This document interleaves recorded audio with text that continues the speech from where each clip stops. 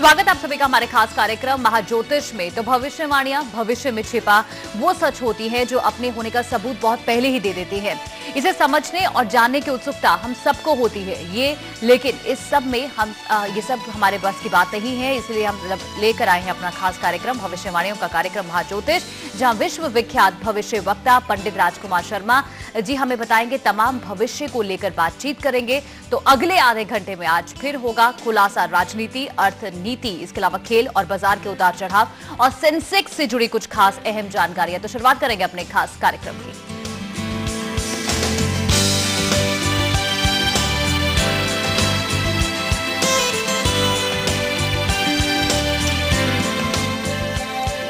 तो सबसे पहले हम पंडित जी का स्वागत करेंगे। पंडित जी आपका बहुत बहुत स्वागत है। नमस्कार। तो मकर संक्रांति के दिन से गृह स्वामी सूर्य मकर राशि में प्रवेश कर चुके हैं और पंडित जी के मुताबिक सूर्य का राशि परिवर्तन देश के लिए कैसा साबित होगा, ये पंडित जी से जानेंगे। पंडित जी किस तरह से आप इस बदलाव को देख रहे हैं? देखिए, सबसे पहले हमारे समय के दर्शकों को मकर संक्रांति की शुभकामनाएं। यहाँ तक जो आपने सवाल किया उस सवाल की बात करें तो जब भी शनि की राशि में सूर्य या मंगल प्रवेश करते हैं तो उसको उत्तम नहीं माना जाता। मगर ये मकर संक्रांति है, संक्रमण करता है, यानी कि ये समझ लीजिए कि सूर्य शनि की राशि में बेशक अपने पुत्र की राशि में जाता है मगर उसके बावजूद भी उन दोनों की मित्रता नहीं है। ऐसा समझ लीजिए कि सूर्य उत्तरायण यानी कि जो करोड़ों माइल ऊंचा चला जाता है, पर्टिकुलरली 13, 14, 15 में वो उत्तरायण की तरफ उतरना शुरू हो जाता है, जिससे ये होता है कि प्रकृति जो है वो सूर्य की लालिमा से, सूर्य के प्रकाश से छा जाती है और कहीं ना कहीं जो फूल पंखुड़ियाँ प्रकृति में जो सब बर्फ से दबा हुआ होता है वो उठना शुरू हो जाता है। मगर यहाँ पर हम महाज्योतिष में राजनीति की बात करते हैं, अर्थनीति की बात करते हैं। ये संक्रमण जो है प्रकृति के लिए तो अच्छा है, राजनीति के लिए भी अच्छा है। वातावरण भारत के पक्ष में जाता हुआ सब तरफ से दिखाई देता है, मगर ये सिर्फ 3 या 4 दिन का ट्रांजिट होता है, जिसमें 3-4 दिनों में डेफिनेटली 70% सकारात्मक। और यही एक समय ऐसा होता है बेटा जब सूर्य शनि की राशि में संक्रमण करता है और लैटिट्यूड लॉन्जिट्यूड को पकड़कर देखा जाए तो बड़े बड़े देशों में जो बर्फ की गहरी चादर छाई होती है वो धीरे धीरे ढलनी शुरू हो जाती है। वैशाख मंथ के तक यानी वैसाखी तक ये समझ लीजिए कि प्रकृति पंकुलित हो जाती है। कहीं ना कहीं प्रकृति को देखेंगे तो हरी भरी वसुंधरा जो है वो पूरे विश्व को प्रकृति प्रधान एक थाली की तरह भेंट कर देती है। मगर राजनीति और अर्थनीति के लिए भी ये उत्तम माना जाता है, क्योंकि FII जो है अपनी छुट्टियां काट कर आ जाते हैं। अर्थशास्त्र में एक नया बदलाव आना शुरू हो जाता है। 31 मार्च तक कहीं ना कहीं FII वापस अपनी इन्वेस्टमेंट शुरू कर देते हैं, यानी 13 तारीख से ही वो इन्वेस्टमेंट शुरू हो जाती है। आपने देखा होगा बाजार में भी बहुत बड़ा उछाल आया। इसलिए मकर संक्रांति का जो अर्थ मैं समय के दर्शकों को समझाना चाहता हूँ वो समझना जरूरी है कि नीलांजनम समाभासम रविपुत्र जमाग्रजम छाया मारदंड संबुद्धम तम नमामि शनेश्वरम। शनि की राशि में सूर्य का प्रवेश। उसी तरह सूर्य क्या है? जपा कुसुम सौकाशम काश्यपेम महाद्युतिम ज्योत्स्नापति निशानाथम, यानी ज्योति का पति है, निशा का पति है। इसलिए सूर्य जो है वो शनि की राशि में संक्रमण करता हुआ कहीं ना कहीं देश को, पूरे विश्व को एक नई रोशनी की देनी शुरू कर देता है। यह 13, 14, 15 से शुरू हो जाता है। फिर पूरा साल जो है उसी तरह सूर्य की लालिमा जो है पूरे विश्व को प्रकाशमय करती रहती है। जी रुचि। बिल्कुल, तो ये कुछ खास महत्व पंडित जी ने बताए हैं। लेकिन पंडित जी अगर राजनीति के बारे में बात करें तो दिल्ली विधानसभा चुनावों की तारीखों का अब ऐलान हो चुका है और ज्योतिष विज्ञान के अगर माने तो 7 फरवरी के दिन बनने वाले सितारों का योग दिल्ली में आखिर किस पार्टी के साथ जाता नजर आ रहा है? बहुत ही सटीक और बिल्कुल वर्तमान सवाल है जिसके ऊपर पूरी दुनिया की निगाहें टिकी हुई हैं। और यहाँ तक दिल्ली की बात करें तो डेफिनेटली बेटा सबसे पहले हम बात करते हैं कि एक पार्टी, एक सिंगल पार्टी की बात करते हैं तो भारतीय जनता पार्टी, उसके मुखिया माननीय नरेंद्र मोदी वृश्चिक राशि में बेशक शनि का प्रवेश हुआ है, 7.5 चल रही है, उसके बावजूद भी नरेंद्र मोदी जो है अपने व्यवहार, अपने विचारों की की वजह से पूरे विश्व में छाए हुए हैं, सूर्य की भांति प्रकाश दे रहे हैं। और उसी नरेंद्र मोदी उनकी ही कुंडली के ऊपर देखते हुए उनके ऑपोजिट जब हम श्रीमती सोनिया गांधी की कुंडली देखते हैं, राहुल गांधी की कुंडली देखते हैं, तो डेफिनेटली कहीं ना कहीं प्रकाश जो है वो वहाँ कम दिखाई देता है। कुंडली में सितारे जो हैं वो ढीली चाल चल रहे हैं। इतने सालों के बाद राज करने के बाद कहीं ना कहीं ऊपर नीचे सितारों की भी एक दशा और दिशा होती है। साथ में आप पार्टी के अध्यक्ष जो हैं अरविंद केजरीवाल की कुंडली का भी अध्ययन करते हैं। यहाँ पर डेफिनेटली कहीं ना कहीं आगे आते हुए, आगे बढ़ते हुए दिखाई देते हैं। पिछले 3 महीने की अगर हम ओपिनियन पोल भी ले लें तो वहाँ भी Arvind Kejriwal is gaining somewhere. मगर अब बात करनी है हमको महाज्योतिष में कि कौन जीतेगा। 7 तारीख को जब इलेक्शन होंगे, 10 तारीख को जो इलेक्शन का रिजल्ट आएगा तो उसमें किसका पलड़ा भारी होगा।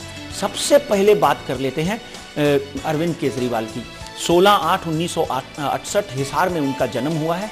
जब हम कुंडली का अध्ययन करते हैं तो काल सर्प योग में एक ऐसे बच्चे का जन्म हुआ जो जिद्दी यानी सेल्फ मोटिवेटेड, सेल्फ ड्रिवन और सेल्फ मेड है।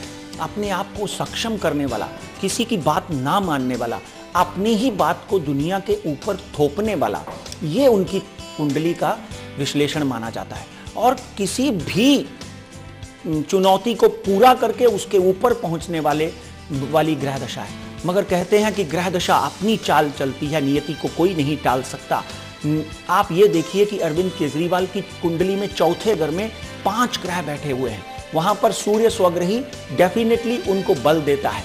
वो बार बार आगे आते हैं, बेशक बार बार आगे आने के बावजूद भी जीतते भी हैं। एक नई पार्टी का गठन करते हैं, अन्ना के आंदोलन से जुड़ते हैं।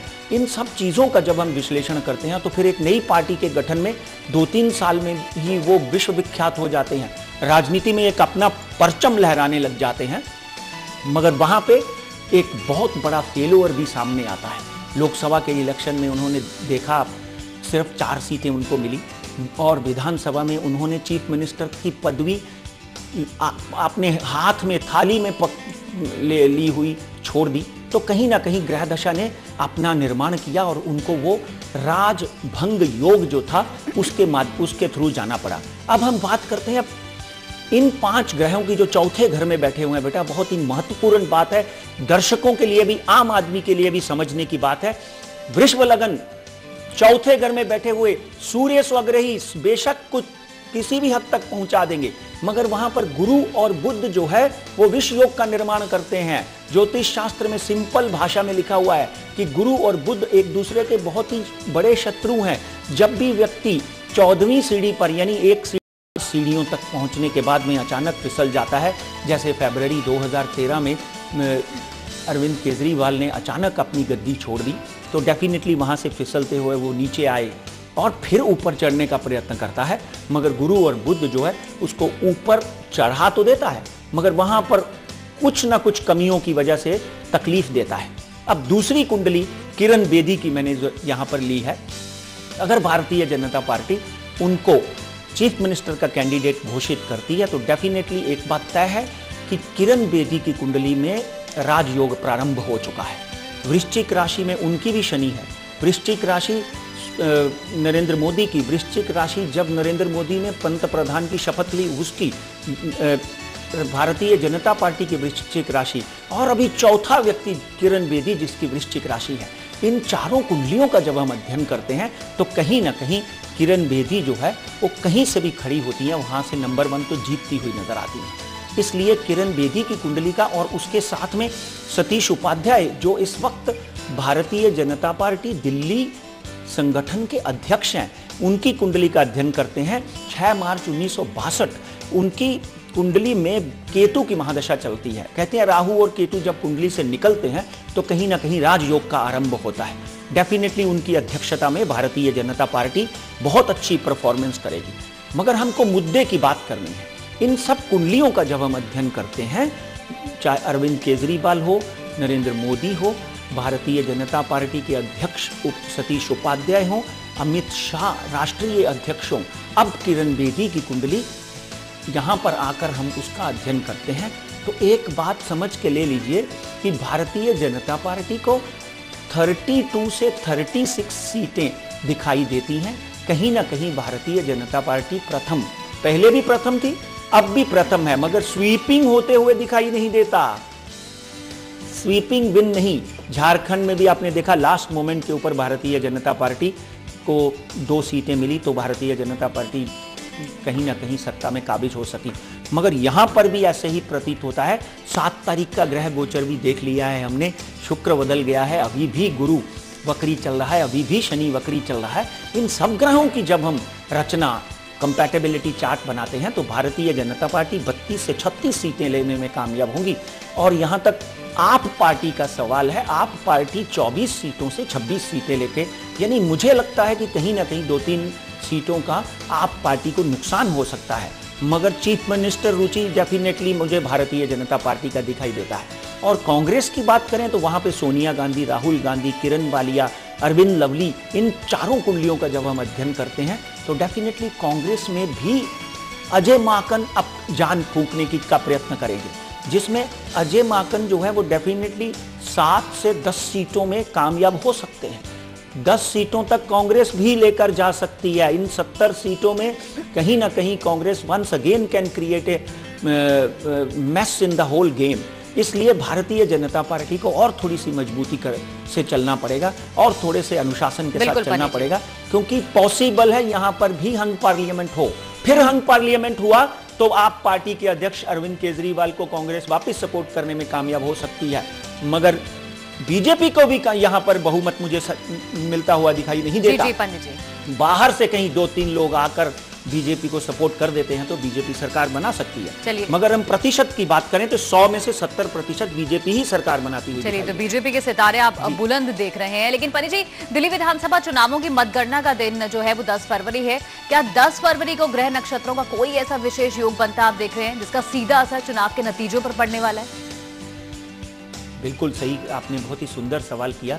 10 फरवरी की अगर हम गोचर की बात करते हैं तो तब भी गुरु वक्री है, शनि वृश्चिक राशि में है। जो भी फर्क पड़ेगा वो भारतीय जनता पार्टी के ऊपर पड़ेगा। भारतीय जनता पार्टी की फेवर में है 7 तारीख और 10 तारीख। अगर हम गोचर की बात करें तो गोचर में डेफिनेटली बुद्धादित्य योग का निर्माण हुआ है। आचरण से चलते हुए लोग जो शनि से सम्मानित होंगे उनमें नरेंद्र मोदी है, भारतीय जनता पार्टी की किरण बेदी है, कहीं ना कहीं आज के दिन आई हुई शाजिया इल्मी है। ये लोगों के पक्ष में जाता हुआ दिखाई देता है। इसलिए 7 तारीख और 10 तारीख के गोचर में भी सुंदर योग जो है भारतीय जनता पार्टी के पक्ष में दिखाई देते हैं। अभी तो नरेंद्र मोदी अपनी सभाएं शुरू करेंगे, अमित शाह अपनी सभाएं शुरू करेंगे। कहीं ना कहीं इनकी सभाओं से भी भारतीय जनता पार्टी को, मगर अगर आज मैं ज्योतिष की बात करूं तो आज डेफिनेटली भारतीय जनता पार्टी 28 से 30 सीटों से आगे नहीं जाती। मगर 7 और 10 की बात करें तो डेफिनेटली स्वीप नहीं करेगी, यानी 40 के ऊपर नहीं जाएगी, मगर 70 में से 35 लेकर जाने में सक्षम हो सकती है और दिल्ली की गद्दी पर काबिज हो सकती है। रुचि बिल्कुल। और पंडित जी, इसके अलावा क्या अलग अलग चुनावी सर्वेक्षणों के अगर हम माने तो दिल्ली में आम आदमी पार्टी या फिर बीजेपी के बीच कांटे की टक्कर रहेगी? ज्योतिष विज्ञान की गणनाओं के मुताबिक नतीजे किस पार्टी के पक्ष में जाते आप देख रहे हैं? देखिए, ज्योतिष विज्ञान के मुताबिक मैंने पहले से ही आपको ये बात स्पष्ट कर दी कि नरेंद्र मोदी की कुंडली, नरेंद्र मोदी की आभा, नरेंद्र मोदी के पास एक बहुत ही इंपॉर्टेंट, बहुत ही महत्वपूर्ण चीज़ है जिसको बोलते हैं ज्योतिष शास्त्र में और धर्म में डिवाइन पावर। देखिए, जिस व्यक्ति के पास डिवाइन पावर नहीं है, जिस व्यक्ति के पास में डिविनिटी नहीं है, जिस व्यक्ति के पास में चरित्र नहीं है, वो राष्ट्र का निर्माण कैसे कर सकता है? ये तीनों चीज़ें नरेंद्र मोदी के पास हैं बेटा। आप देखें, जब वो पशुपतिनाथ गए तो डेफिनेटली वहाँ से जब पशुपतिनाथ मंदिर से बाहर निकले तो उनकी आभा में बिल्कुल 10 कमांडमेंट वाले मोजेस जैसी उनकी आभा थी और बहुत ही सुंदर और बहुत ही ऐसे लग रहा था जैसे ही is enlightened with the light of lord Shiva. So कहीं ना कहीं डिविनिटी जो है, कहीं ना कहीं पवित्रता जो है, आचरण जो है वो सामने आता हुआ दिखाई देता है। इसी तरह एक और लेडी जिसने उनको ज्वाइन किया है, जो अपनी पवित्रता के लिए, जो अपनी पारदर्शिता के लिए आईपीएस ऑफिस होने के बावजूद भी जानी जाती है, पूरे विश्व में उसका सम्मान किया जाता है, जिसने ऐसा समझ लीजिए कि अपनी कमिश्नर की पोस्ट को ठुकरा दिया, जिसने हर तरह से किसी भी पॉलिटिकल पार्टी से कॉम्प्रोमाइज़ नहीं किया, जिसने अन्ना के आंदोलन के साथ जुड़ी तो ऐसी जुड़ी कि पूरी तरह से जब उसने आज देखा कि कहीं ना कहीं नरेंद्र मोदी राष्ट्र के लिए काम कर रहे हैं तो डेफिनेटली नरेंद्र मोदी के साथ खड़ी होकर राष्ट्र की सेवा के लिए तत्पर हो गई। तो ये चीजें जो हैं भारतीय जनता पार्टी के पक्ष में जाती हैं। उसी तरफ अरविंद केजरीवाल की कुंडली में विष योग का निर्माण है, काल सर्प दोष का निर्माण है। यानी ये निर्माण जो है ऐसा समझ लीजिए कि एक चीज को जैसे हम खाना खाने लगते हैं और खाते समय यहां से गिर जाता है, कहीं ना कहीं इस तरह का निर्माण है। यानी पहुंच जाएंगे नेक टू नेक फिनिश में। डर्बी की रेस देखेंगे आप तो घोड़े फोटो फिनिश में जैसे भागते हैं बिल्कुल वैसे ही बीजेपी और आप भाग रही है। कहीं ना कहीं जब विनिंग पोस्ट आती है तो नाक या मुंह या गर्दन के फोटो फिनिश में नरेंद्र मोदी जो है भारतीय जनता पार्टी जो है दिल्ली में जीतती हुई दिखाई देती है बेटा, इस बात में कोई दो राय नहीं। और कांग्रेस का अभी तक जो मैं समझता हूं अभी तक भाग्योदय नहीं हो। 17/7/2017 के बाद जब पूरी तरह से राहुल गांधी और प्रियंका गांधी कांग्रेस की डोर संभालेंगे तो डेफिनेटली कांग्रेस में एक नई जान फूकी जाएगी। वहां से कांग्रेस का वापस उदय काल शुरू होगा और उसके बाद की चर्चा हम डेफिनेटली महाज्योतिष में करेंगे। फिलहाल कांग्रेस की स्थिति जो है वो तीसरी पार्टी के रूप में दिल्ली विधानसभा में नजर आती हुई दिखाई देती है। बिल्कुल, कांग्रेस की स्थिति फिलहाल यहाँ पे ठीक नजर नहीं आ रही है। लेकिन पंडित जी, अरविंद केजरीवाल की कुंडली की अगर हम बात करें तो उनकी कुंडली में ऐसा कौन सा योग आप देख रहे हैं जिससे उन्हें सीएम की कुर्सी तक पहुंचाया था, और ये योग क्या इन चुनावों में भी केजरीवाल के साथ आता दिखाई दे सकता है? देखिए 16/8/1968 वृष और लगन वृष राशि और चंद्रमा, दो बातें ध्यान रखिए। वृष राशि में जब भी चंद्रमा यानी शुक्र की जब राशि में जब भी चंद्रमा बैठा हो तो सिंपल बात आप ज्योतिष शास्त्र के माध्यम से ये कह दीजिए कि कहीं ना कहीं प्रेशर में रहता है आदमी। यहाँ पर इसको बोलते हैं ईसोफेगस, चेस्ट की कंजक्शन होती है। आपने देखा होगा कि वो खांसते रहते हैं, कहीं ना कहीं उनकी ब्रीदिंग प्रॉब्लम जो खड़ी हो जाती है। इसी तरह कैरियर में भी शरीर स्थान और कैरियर इन दोनों को पकड़कर चलते हैं तो कहीं ना कहीं दबाव बना रहता है। इसीलिए उसी के साथ में उनके चौथे घर में गुरु और बुध इकट्ठे होने से भी विष योग का निर्माण होता है। आने वाले दिनों में सफलता के झंडे गाड़े जाएंगे। कहीं ना कहीं आप पार्टी को वापिस 24-25 सीटें मिलती हुई दिखाई देती हैं। मगर ये समझ लीजिए कि वहां तक पहुंचकर दो चीजें, काल सर्प दोष और ये विष योग गुरु बुध का जो है, या आज के दिन उनकी गुरु की महादशा चल रही है। 17/8/2004 से उनकी गुरु की महादशा शुरू हुई। आप ये समझ लीजिए कि उनका गुरु सूर्य की राशि में बैठा हुआ है, जिसके कारण उनको इतनी बड़ी ख्याति मिली। सूर्य स्वग्रही है वहां पर, इतनी बड़ी ख्याति मिलने के बाद भी वो उस गद्दी को भोग नहीं सके, क्योंकि राजभंग योग बुध वहां पर उन गुरु को संक्रमण कर देता है। इसीलिए बेटा वो उस सफलता को नहीं चख सके, बिल्कुल उस सफलता को नहीं चख पाए। लेकिन अब भविष्य में क्या होगा वो नतीजे बताएंगे। लेकिन पंडित जी, यदि दिल्ली में बीजेपी को पूर्ण बहुमत मिलता है तो ज्योतिष गणनाओं के मुताबिक दिल्ली का जो मुख्यमंत्री है वो कौन हो सकता है?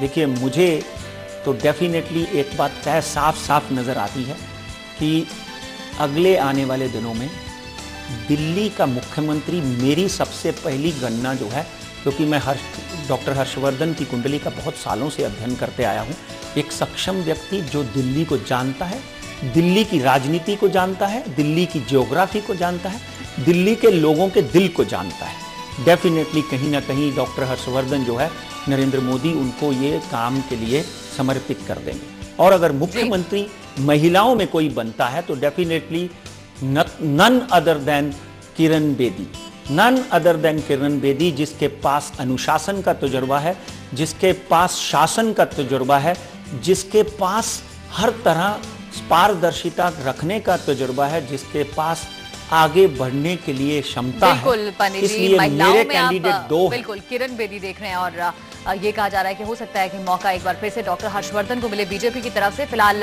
यहाँ पे एक छोटा सा ब्रेक ले रहे हैं, लेकिन ब्रेक के बाद जानेंगे शेयर बाजार का हाल पंडित जी से।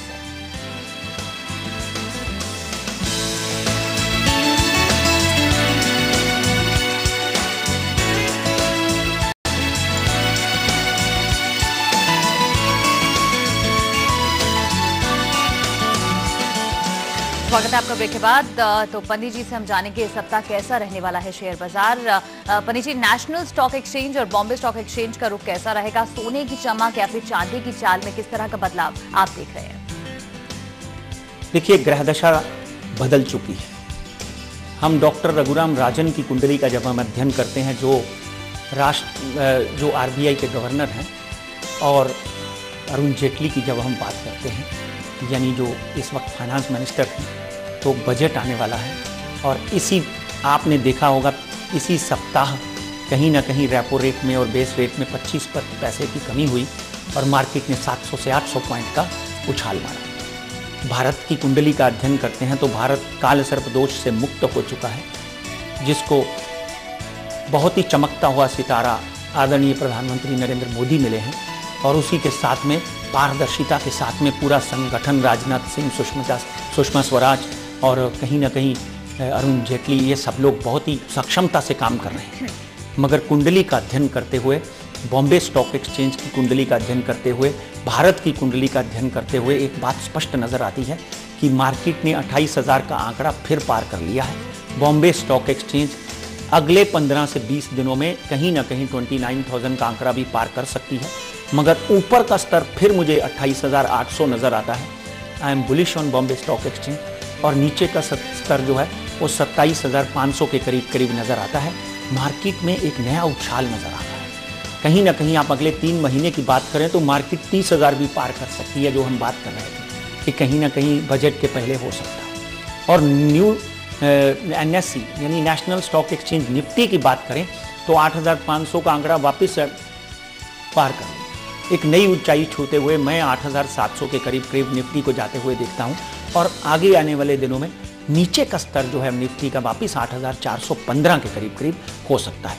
आप देखिए, गुरु अब भी अपनी राशि में है, बेशक वक्री है, मगर जब भी गुरु वक्री हुआ है कहीं ना कहीं सोने में एक नई उछाल आई है। सोने में अंतर्राष्ट्रीय स्तर पर सोना $1,270 के करीब आज चल रहा है। जब मैं सुबह निकला तो $1,270 अंतर्राष्ट्रीय बाजार में चल रहा था। कहीं ना कहीं भारत में 28,000 के ऊपर जाता हुआ दिखाई देता है। 27,800 के करीब पहुंच गया है। 28,100 के करीब सोना जा सकता है। और नीचे का स्तर जो है 27,200 है। सोने में भी आप देखेंगे 400-500 हर हफ्ते 300-400 पॉइंट की बढ़त दिखाई देगी। सोना भी आगे जाकर अच्छा चलेगा। और चांदी में मैं हमेशा ही बुलिश रहा हूं।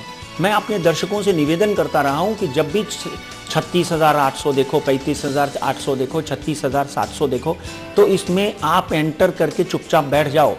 रुचि जी, आपको हैरानगी होगी, पिछले कई कार्यक्रमों में यह कहता आया हूं और आज चांदी ने 39,500 का आंकड़ा पार कर लिया है। मेरा ऊपर का स्तर चांदी का 40,500 है, नीचे का स्तर 37,800 है। चांदी में निवेश करके बैठे रहें। चांदी आगे जाकर 45,000 भी हो सकती है। और इसी तरह तेल की बात करें तो तेल ने एक बहुत बड़ा निचला स्तर देखा, $98 से $42 तक गया और कहीं ना कहीं तेल में वापस उछाल आता हुआ दिखाई देता है। अगले हफ्ते तेल जो है $3,200 पर बैरल हो सकता है। नीचे का स्तर $2,920 पर बैरल हो सकता है। प्रॉपर्टी मार्केट में एक थोड़ी सी मंदी आती हुई दिखाई देती है, इसका ध्यान रखें। रुपया फिर मजबूत होगा रुचि जी। इसी के साथ में मैं आपसे एक निवेदन करूंगा कि हमारी भविष्यवाणियां मार्केट के प्रति आपकी हानि और आपके लाभ की जिम्मेदार नहीं है। You must take help of your financial analyst. समय और Pandit Rajkumar Sharma is not responsible for your loss and profits, but we wish you all the best in the market. God bless you. बिल्कुल पंडित जी, बहुत अहम जानकारियां आपने हमारे दर्शकों के साथ बांटी और फिलहाल आपका स्टूडियो के साथ आप जुड़े, बहुत शुक्रिया। और इसी के साथ हमारे इस खास कार्यक्रम महाज्योतिष में आज के लिए इतना ही। यहाँ पर एक छोटा सा ब्रेक, आप चलते रहिए समय के साथ।